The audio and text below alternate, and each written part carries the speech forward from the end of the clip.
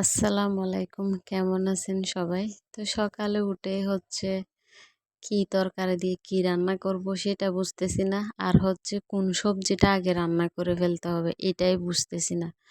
কারণ ফুলকপিটা এত ফ্রেশ, মনে চাচ্ছে ওইটাকে আগে খেয়ে নিই, কিন্তু এদিকে ঢেঁড়স তো বুড়া হয়ে যাবে, কিচ্ছু করার নেই। তো ভাবতে ভাবতে ঢেঁড়সকে বাসায় করে নিছি। ফুলকপিটা হয়তো একটু দাগ হয়ে যাবে, ওইটার জন্য আমি আগে খেতে চেয়েছি।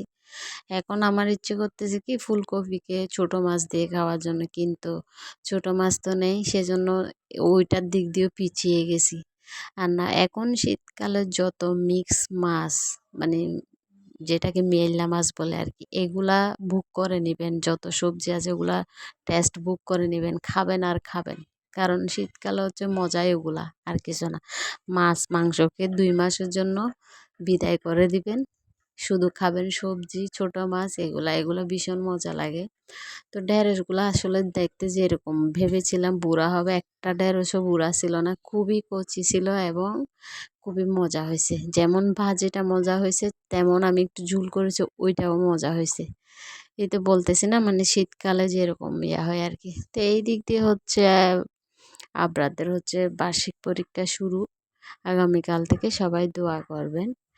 তো ওই দিক দিয়ে একটা টেনশন আছে, বাচ্চা মানুষ কোথায় কি ভুল করবে না করবে। বাসায় তো সব পারতেছে, ওইখানে গিয়ে সবার সাথে কথা বলতে বলতে কোনো না কোনো একটা ভুল করে ফেলবে, এটা ভয় থাকে। কিন্তু কখনো এরকম ভুল করে নাই। সেকেন্ড মিড টার্মে টোটালি ভুল করে নাই। ফার্স্ট মিড টার্মে মনে একটা কোথায় একটা আঁকানা কি দেয়নি, আঁকানা মানে কি একটা দেয়নি, ওইটার জন্য আধা নাম্বার গেছিলো।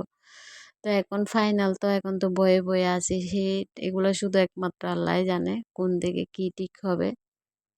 কিন্তু আমি নিজেই তো আমার ছেলের জন্য ভীষণ দোয়া করতেছি, যেন একটু দুষ্টামি কম করে মনোযোগ দিয়ে পরীক্ষাটা দেয়।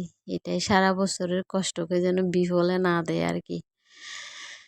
আর এদিক দিয়ে ভাবতেছি কি করব, বার্ষিক পরীক্ষা শেষে চিন্তা করব ওকে কোথায় দিব না দিব, এগুলাও একটা প্যারা আছে। তো যাই হোক, আমার রান্না প্রায় শেষ হয়ে গেছে। আমি এদিকে বকবকানিও শেষ করে ফেলতেছি। আর শীতকালে বলে ঘূর্ণিঝড় হবে, জীবনে কখনো শুনছেন আপনারা? আমি তো এগুলা শুনে গত রাত থেকে কি হাসা। আর দেখি গতকালকে ওকে নিয়ে ডাক্তারের কাছে, বৃষ্টি পড়তেছে, আহারে দুনিয়া।